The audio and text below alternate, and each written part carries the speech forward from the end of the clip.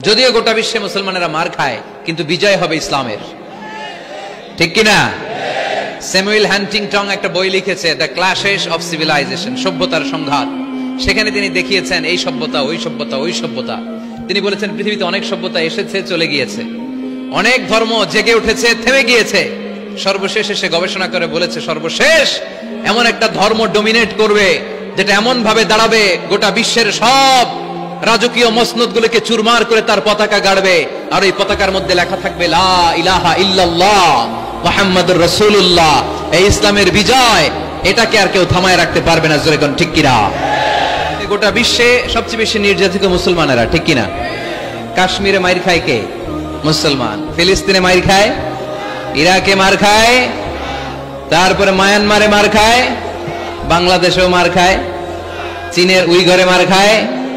গোটা বিশ্বে মুসলমানেরা মার খায়, কিন্তু সব ধর্মের লোকেরা তাদের ধর্ম রেখে দিয়ে ইসলাম ধর্মের ভেতরে ঢুকে যাচ্ছে। সুবহানাল্লাহ। ইউরোপ আমেরিকাতে এর ধারাবাহিকতা বাড়ছে, প্রতিনিয়ত কালিমা পড়ে লোকজন মুসলমান হচ্ছে। যুবক যুবক ছেলেরা এখন টাকনুর নিচে আর কাপড় পরে না, উপরে কাপড় পরে। তারা দাঁড়িয়ে দাঁড়িয়ে দাড়ি রাখা, টাকনুর উপরে কাপড়, ছোট্ট কোরআনের কপি নিয়ে আর গেঞ্জি পরে দাঁড়ায়। গেঞ্জির পেছনে লেখা থাকে মোহাম্মদ, MUHAMMAD। কি হয়? মোহাম্মদ। তাদের পিছনে, সবার গেঞ্জির পিছনে মোহাম্মদ দেখে খ্রিস্টানদের এই নাম মুখস্থ হয়ে গেছে। খোদ ইউরোপে নাকি বর্তমানে সবচেয়ে জনপ্রিয় নামের তালিকায় রয়েছে মোহাম্মদ। সবচেয়ে জনপ্রিয় ফেমাস নামের তালিকায় এখন ইউরোপে, খোদ খ্রিস্টানদের রাজ্যে মোহাম্মদ নামটা সবচেয়ে জনপ্রিয় হয়েছে। গেঞ্জির পিছনে মোহাম্মদ নাম দেখে তাদের কৌতূহল। ঘটনা কি? এই ছেলেরা ভালো ভালো কাজ করে, রাস্তায় ময়লা থাকে, ময়লা ক্লিন করে, কিন্তু কারোর সাথে কথাবার্তা বলে না। গেঞ্জির পিছনে লেখা মোহাম্মদ। তারা বাড়িতে যে গুগল সার্চ ইঞ্জিনে লেখে যে দেখি তো এটা কি, MUHAMMAD। ইন্টারনেটে গুগল সার্চে যখন তারা মোহাম্মদ লেখে, তখন ইন্টারনেটে বিষ্ণু ঈসা ইসলামের জীবনী চলে আসে। তারা অবাক হয়ে জীবনী পড়তে থাকে। অনেকে পড়তে পড়তে চোখের পানি ছেড়ে অশ্রু বিসর্জন করে। যাদের নসিব ভালো, অনেকে কালিমা পড়ে মুসলমান হয়ে যায়। ইউরোপে যদি এরকম গণজোয়ার তৈরি হয়, তাহলে এটাই প্রমাণ করে ইসলামের বিজয়কে কোনো অপশক্তি ঠেকিয়ে রাখতে পারবে না। খ্রিস্টানরা যেখানে যে নামাজ পড়ে, ওটারে কি বলে জানেন? গির্জা। ইংরেজিতে বলে চার্চ। এই ইউরোপ আমেরিকাতে ওরা ওদের চার্চ বা গির্জাগুলো বিক্রি করে দিচ্ছে। এর কারণ, মাসেও একজন আসে না। কথা কয় না? আমরা 5 ওয়াক্ত পড়ি, 3 ওয়াক্ত পড়ি, 2 ওয়াক্ত পড়ি, সপ্তাহে তো হাজিরা দেই। কথা বলেন? কি বার? এই শুক্রবার বা জুমাবারে হাজিরাটা তো দেই। ওদের মাসের পর মাস যায়, কোনো মুসল্লি নাই। খালি ফাদাররা বসে বসে ওখানে পড়তেছে, help us Jesus the son of God, ও গডের ছেলে ঈসা আম করে বাঁচাও, ও গডের পোলা ঈসা আম করে বাঁচাও।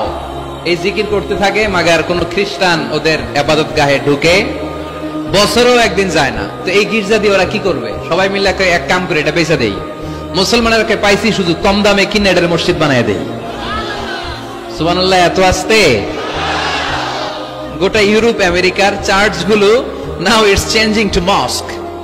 গির্জা থেকে এটা এখন মসজিদ হইতে শুরু করছে।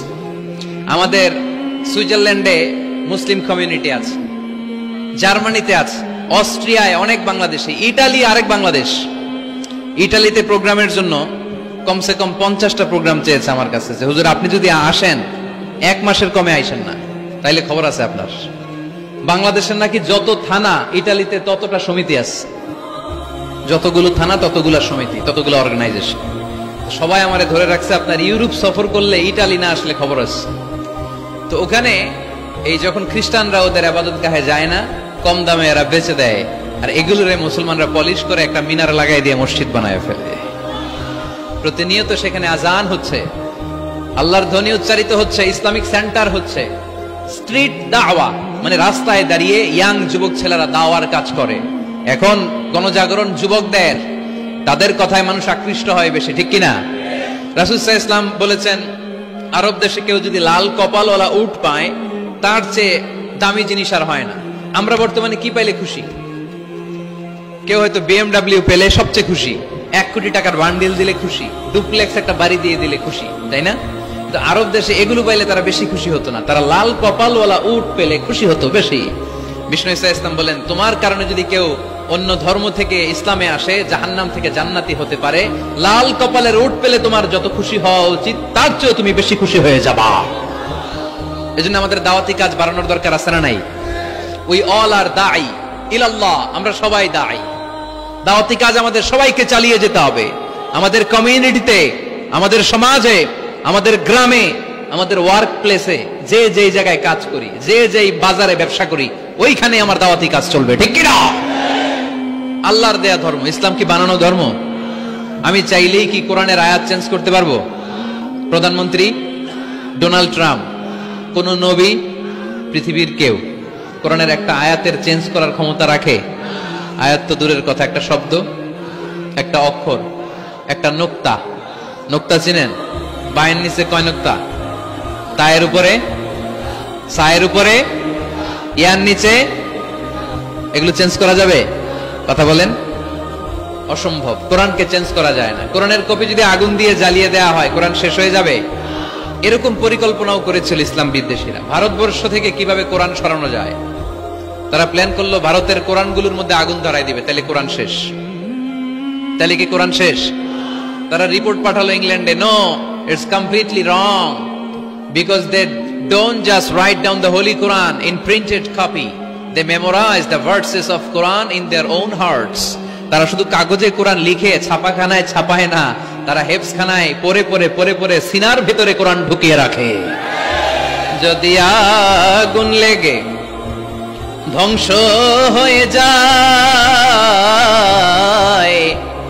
ধ্বংস হয়ে যায়, যদি আগুন লেগে যায় পুড়ে যায় পৃথিবীর সব বইয়ের দোকান, বিশ্ব থেকে হারাবে না পবিত্র কোরআন, বিশ্ব থেকে হারাবে না পবিত্র কোরআন।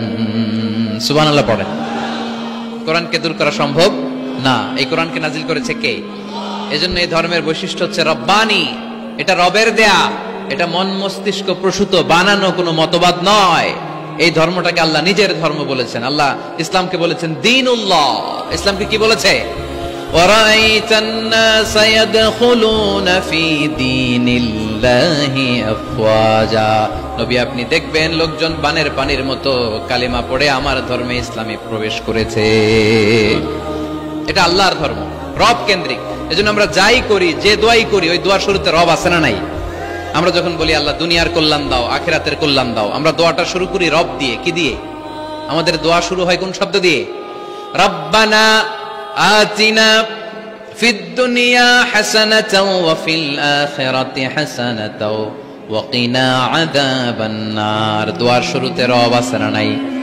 আবার পরে রব্বানা যালামনা আনফুসানা ওয়া ইল্লাম তাগফির লানা ওয়া তারহামনা লানাকুনান্না মিনাল খাসিরিন। সুবহানাল্লাহ পড়েন। ইসলাম মানব কোনখানে? ইসলাম মানব কতক্ষণ? দেহে প্রাণ আছে যতক্ষণ। ফ্যামিলিতে, সমাজে বাস্তবায়ন করতে হবে, তা না হলে পরিবর্তন আসবে না। আমরা পরিবর্তন চাই। We need change, we have to change, we like change. আমরা এই ঘুণে ধরা সমাজকে কোরআন দিয়ে পরিবর্তন করে দিতে চাই। আমরা বিপ্লবের অংশীদার হতে চাই। আমরা অনাচার মুক্ত সুন্দর সমাজ চাই। সেজন্য এই কথাগুলো, মেসেজগুলো ধারণ করতে হবে, বলতে হবে, শেয়ার করতে হবে, বলতে হবে, শেয়ার করতে হবে, হজম করতে হবে, জীবনে আমল করতে হবে, ঠিক কিনা? তো এইভাবে এই মেসেজগুলো ধারণ করতে হবে, লালন করতে হবে। এবং কোন জায়গায় ভুল করতে চাইলেই আল্লাহর ভয়ে থেমে যেতে হবে, অন্যায় করা যাবে না। কারণ আমি ওয়াদা দিয়েছি, ইসলাম মানবো কোনখানে? না শুধু মসজিদে, মাদ্রাসায়, মাহফিলে, কোনখানে? মনে থাকবে মুসলমান। ইসলাম মানবো কতক্ষণ? পেটে ব্যথা যতক্ষণ। যতক্ষণ পেটে ব্যথা তখন আল্লাহরে ডাকে। পেট ব্যথা নাই, আল্লাহ নাই, এরকম ডাকাইতেছে না? নাই না। সুস্থ অবস্থায়ও ইসলাম মানবো, অসুস্থ অবস্থায়ও, দুঃখের দিনেও মানবো, সুখের দিনেও। তাহলে আওয়াজ করে বলেন, ইসলাম মানবো কতক্ষণ? দেহে প্রাণ থাকে যতক্ষণ, ঠিক কিনা? এজন্য রাব্বুল আলামিন বলেন, ومن يبتغ غير الإسلام دينا فلن يقبل منه وهو في الآخرة من الخاسرين। ইসলাম ছাড়া অন্য কোথাও যে শান্তি তালাশ করে, ইসলাম ছাড়া অন্য কোন ধর্ম যে তালাশ করে তার কোনো কিছুই আল্লাহ কবুল করবে না। আর আখেরাতে লোকটা হবে হায় হায় কোম্পানির ম্যানেজার। কি কোম্পানির? মানে হায় হায় করবে, হায় হায় হায় হায় হায়, কি করলাম, কোন নেতার পিছনে ছুটলাম, কেন গানের কনসার্টে গেলাম, কেন মদের আড্ডাখানায় গেলাম, কেন কোরআনের মঞ্চে গেলাম না, কেন তাফসীর মাহফিলগুলোতে বাধা দিলাম, কেন ইসলামের আওয়াজগুলোকে আটকে দিতে চাইলাম। হায় হায় করবে, হায় হায় করবে, আফসোস করবে, কিন্তু সেদিন তাদের আফসোসে কোনো লাভ হবে। Whoever seeks anything except Islam, that will be not accepted and he will be the loser in akhirah. ইসলাম ছাড়া যে অন্য কিছু তালাশ করে সেটা কবুল হবে না, আর সে হবে লুজার। লুজার মানে যে সব হারাইছে, আর গেইনার মানে যে সব পেয়েছে। আমরা কি লুজার হব না গেইনার? মাশাআল্লাহ, এই তো বুঝতে পেরেছেন, আমরা গেইনার হতে চাই। যারা জান্নাতে ঢুকতে পারে তারাই গেইনার, ঠিক কিনা? আমরা এখানে যেমনি একসাথে বসে গেইনার হয়েছি, জান্নাতেও যেন একসাথে বসতে পারে, আল্লাহ তৌফিক দান করো। তাহলে ইসলাম ছাড়া অন্য কিছু মানি না, বলেন ইসলাম ছাড়া অন্য কিছু মানি না, মানবো না। নাহনু কওমুন আ'আযানাল্লাহু বিল ইসলাম, আমরা তো এমন জাতি যে জাতিকে আল্লাহ ইসলাম দিয়ে সম্মান দিয়েছে। ফাইন ইবতাগাইনাল ইজ্জাতা বিগাইরিহি আদাল্লানাল্লাহ, ইসলাম ছাড়া অন্য কোথাও যদি আমরা সম্মান তালাশ করি আমাদেরকে অপমান করবে কে? আমাদের সম্মান তাহলে কোন জায়গায়? ইসলামে। বুক ফুলিয়ে সব জায়গায় বলা যাবে আমি মুসলমান। পৃথিবীর যেই দেশেই যান, যে কোনো জায়গায় দাঁড়ান না কেন, বুক ফুলিয়ে বলতে হবে I M A Muslim, I proud of it, আমি মুসলমান, আমার ধর্মের নাম কি? ইসলাম। এটা সাহসিকতার সাথে বলতে হবে। এবং আল্লাহ বললেন ইসলামকে তোমাদের ধর্ম বানিয়ে আমি আল্লাহ খুশি, ইসলামকে আমি সব নবীদের ধর্ম বানিয়ে খুশি। সুবহানাল্লাহ পড়েন। আমাদের ধর্মের নামই ইসলাম, বিষয়টা কি এমন না? সব নবীর ধর্মের নামই ছিল। আদম আলাইহিস সালামের ধর্মের নাম, মুসা আলাইহিস সালামের, ঈসা আলাইহিস সালামের, মুহাম্মদ সাল্লাল্লাহু আলাইহি ওয়াসাল্লামের। তার প্রমাণ আল্লাহর কোরআন। রব্বুল আলামিন বলেন মা কানা ইব্রাহিমু ইয়াহুদিয়াও ওয়ালা নাসরানিয়াও ওয়ালাকিন কানা হানিফাম মুসলিমা। আমার ইব্রাহিম ইহুদি ছিল না, নাসারা ছিল না, আমার ইব্রাহিম ছিল পাক্কা মুসলমান। সুবহানাল্লাহ পড়েন। ইব্রাহিম আলাইহিস সালাম কি ছিল? পাক্কা মুসলমান। তো ওনার ধর্মের নাম যদি ইসলাম না হতো উনি মুসলমান হইতে পারতেন? জোরে বলেন। তার মানে সব নবীদের ধর্মের নাম কি? ইসলাম। কিন্তু মজার ব্যাপার হলো কোন নবীর সময়কালেই আল্লাহ তাআলা ইসলামকে পরিপূর্ণ করেন নাই, করেছেন আমাদের নবীর সময়ে। পড়েন সুবহানাল্লাহ। দিনটা ছিল জুমাবার, আরাফার ময়দান।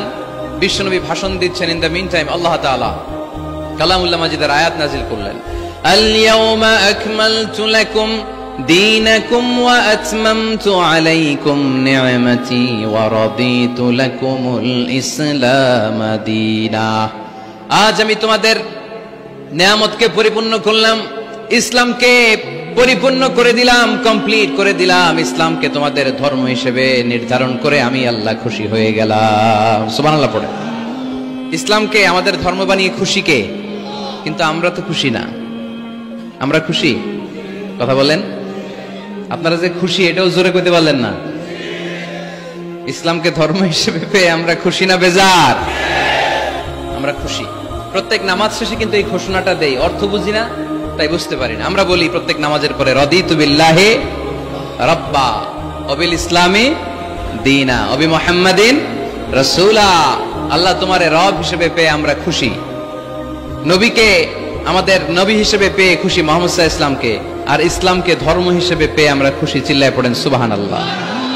আল্লাহ নিজেই ঘোষণা দিয়েছেন তোমরা খুশি হও আর না হও, আমি ইসলামের বিজয়কে পৃথিবীতে প্রতিষ্ঠিত করে দেব।